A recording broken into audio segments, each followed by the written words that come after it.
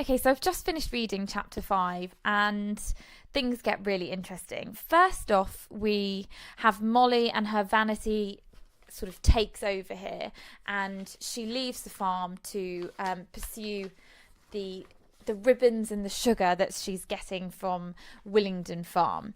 And it's interesting that someone who is very much part of the farm in the beginning and a character that we've met is never to be spoken of again.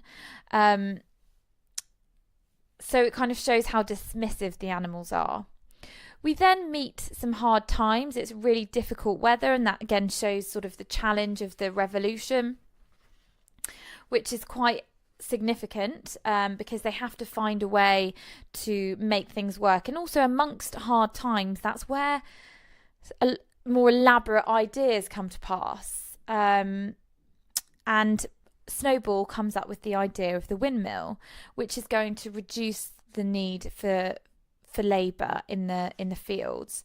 Once again, we've got Napoleon opposing him with quite a significant step here. We've got, when he finally goes to see the plans, he lifted his leg, urinated over the plans, and walked out without uttering a word. Now, this is quite a big deal. So we've got these two guys in power, and this is quite a deliberate, violent act of destruction, and he's really taking a stand against Snowball. And it seems that the farm is quite divided between those who want this 3-day week and those who want a full manger. And they argue over other things as well. Certainly Napoleon has, these tendencies towards violence because we know that he wants to procure firearms, whereas the idealistic Snowball thinks, well, if everyone's rebelling, no one's going to come after us. It won't be such an issue. Jones won't be after his farm back if there's millions of farms that are all in this position. And finally, we have the debate. Now, these debates have been in place for a long time, and it's Snowball v Napoleon in the final standoff. And I don't want to say I told you so, but I certainly did tell you so, because those puppies that were taken off and forgotten about in a previous chapter, maybe through chapter 4. I'm sorry, I should know that.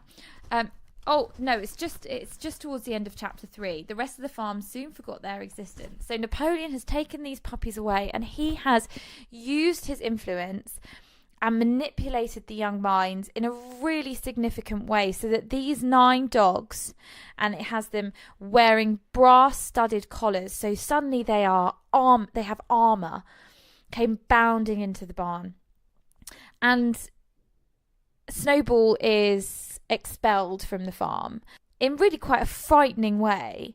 We've got the animals too amazed and frightened to speak. They're almost in shock at the way in which this has happened, because Snowball is chased off, and then rather than them all being able to discuss it, Napoleon brings out this new rule that there's to be no more debates.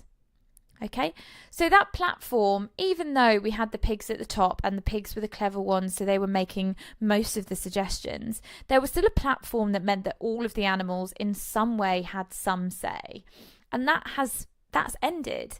This idea of all animals being equal, that's really over now, because Napoleon is at the top. Anyone who tries to question him, we've got some pigs that try and question him, to quote, but suddenly the dogs sitting round Napoleon let out deep, menacing growls, and the pigs fell silent and sat down again. So we've got violence as a weapon here. Obviously, violence is always a weapon. That's a silly thing to say. But violence as a way of manipulation, a way of keeping people downtrodden. And we really have mirroring here what was happening with Trotsky and Stalin. Okay, so Trotsky favoured modernising the USSR, and Stalin emphasised more immediate concerns.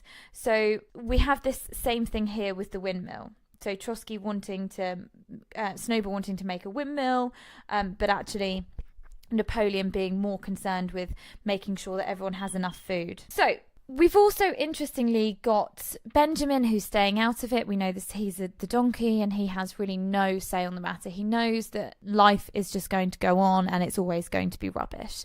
So he really can't see this idealistic world either that's put forward by Napoleon or by Snowball. And so we've got the violence, we've got the threat and the intimidation done by the dogs, which is Napoleon's sort of strongest tactic. But then we've got Squealer. And Squealer, once again, is brilliant in manipulating the situation. Okay, he uses very much the same techniques that he used earlier on when he was convincing the pigs.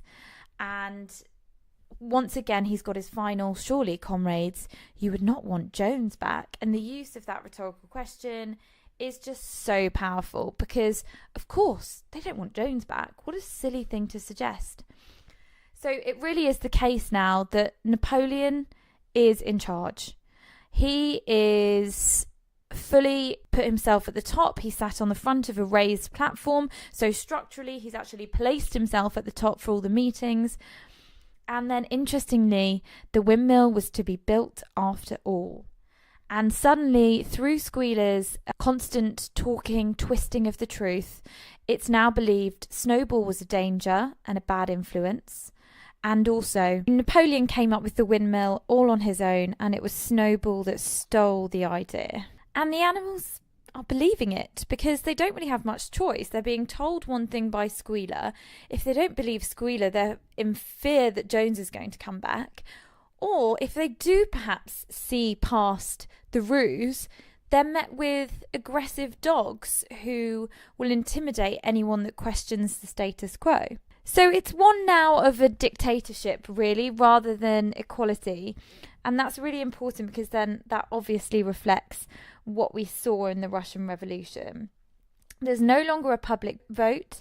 This isn't a democratic society, and it certainly isn't an egalitarian society. So Chapter 5 marks Snowball's exile and Napoleon's dictatorship. And that's a really important turning point in the story.